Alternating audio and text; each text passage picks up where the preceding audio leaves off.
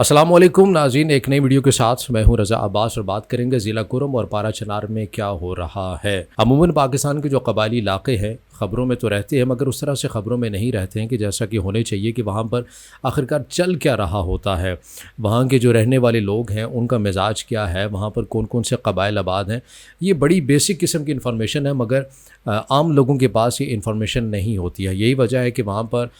जो भी झगड़ा हो उसे मजहबी टच या मसलकी रंग दे देना बड़ा आसान हो जाता है, या फिर ज़मीनी तनाज़े के ऊपर जो बड़े पैमाने के ऊपर झड़पें हो जाती हैं, तो इस तरह की चीज़ें करके रिपोर्ट इक्का दुक्का तो हो जाती हैं, मगर कुछ हक़ाइक़ हैं इन एरियाज़ से मुतल्लिक़ जो सामने नहीं रखे जाते हैं। आखिर क्यों इस तरह की वहाँ जो सूरत हाल है हम आए रोज़ देखते हैं। और हालिया जो सिलसिला जो चल रहा है वहाँ पर पारा चनार के अंदर भी, ज़िला कुरम के अंदर बिलखुसूस जो हम सिचुएशन देख रहे हैं उसके अंदर भी अभी हालिया होने वाली जो झड़पें हैं उससे मुतल्लिक़ ये कहा जा रहा है कि ये 2007 के बाद सबसे ज़्यादा शदीद झड़पें हैं। हो क्या रहा है वहाँ पर, ये कहा जा रहा है एक कमरे की या एक कोई महज कुछ टुकड़ों की ज़मीन के तनाज़े के ऊपर ये मामला था, जो करते ही करते कबाइल के अंदर तेज़ी के साथ जो है वो फैलता गया। क्या ये किस्सा आज ही का है? नहीं, ये किस्सा आज का नहीं है। यह किस्सा तकरीबन जो है ये 40 साल पुराना किस्सा है। और जब हमारे मुल्क के अंदर ज़ियाउल हक मरहूम इक़्तिदार के तख्त के ऊपर बैठे हुए थे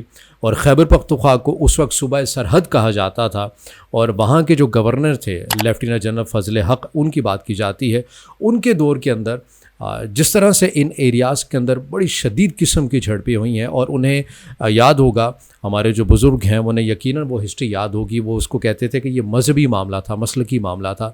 मगर एक हक़ाइक़ तलब जो नुक्ता है वो मैं आप नाज़रीन के ऊपर छोड़ता हूँ। हमें जिस चीज़ के ऊपर सोचना चाहिए वो ये कि क्या वाक़ईन उस वक्त के होने वाले जो फसादात थे वो मजहबी या मसलकी थे,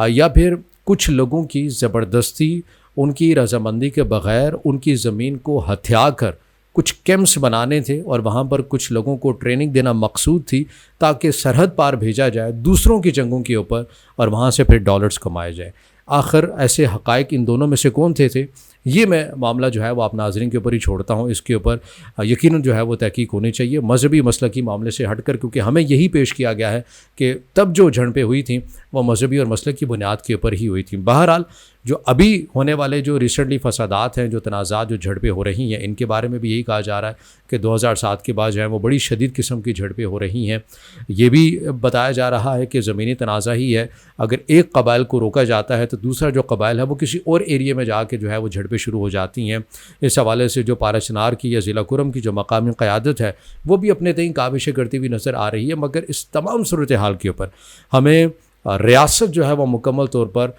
सोती हुई नज़र आ रही है, या आप ये कह लें कि रियासत फ़कत अभी इलेक्शन कराने या ना कराने की बहस के अंदर हमें मसरूफ़ नज़र आती है। और जो बड़ी तादाद के अंदर वहाँ पर जो जाने जा रही हैं, अब ये कुछ ख़बरें भी सामने आ रही हैं कि वहाँ मामलात जो है वो काफ़ी हद तक कंट्रोल पा लिए गए हैं, मगर ये मकामी सतह पर ही पाए गए हैं। इसके अंदर रियासत ने कोई मरकज़ी किरदार अदा नहीं किया है। हमारी आज की वीडियो का जो मकसद है नाज़रीन, वो ये बताना मकसूद नहीं है कि कौन सा झगड़ा मजहबी मसलकी हुआ या ज़मीनी तनाज़े के ऊपर हुआ। एक चीज़ है इन इलाकों से मुतल्लिक़, ज़िला कुरम से इलाकों से मुतल्लिक़, अगर आप यहाँ के जवान को पढ़ें, यहाँ के जवान को देखें कि वो किस कर्ब में ज़िंदगी गुजार रहा है, इस जदीद दौर के अंदर भी उसके पास इंटरनेट की सहूलियात नहीं है, उसके पास अपनी घर की दहलीज़ के पास जो है वो बेहतर या आला तालीम हासिल करने के मौक़े नहीं हैं। आला तालीम को तो छोड़िए, जो बुनियादी तालीम है उसका हसूल भी उसके लिए तकरीबन नामुमकिन है। हम तालीम की बात करते हैं, यकीन कीजिए कि वहाँ पर तो असातिज़ा का ही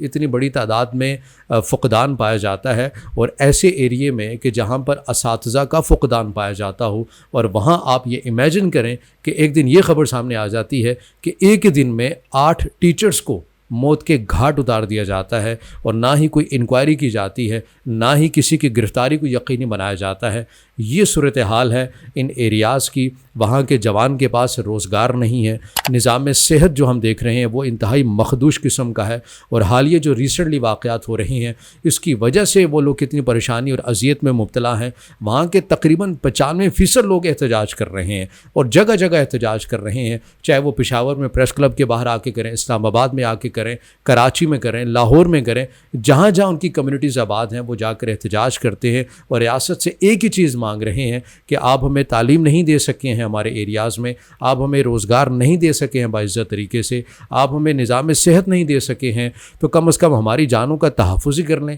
اور ہمیں یہاں پر یہ پڑھایا جاتا ہے کہ جو ریاست ہوتی ہے وہ ماں جیسی ہوتی ہے، اور وہ لوگ یہ کہتے ہیں کہ اب چھوڑیے ماں باپ کو، ریاست سے ہم فقط یہی تقاضا کرتے ہیں کہ ریاست انسان بن جائے۔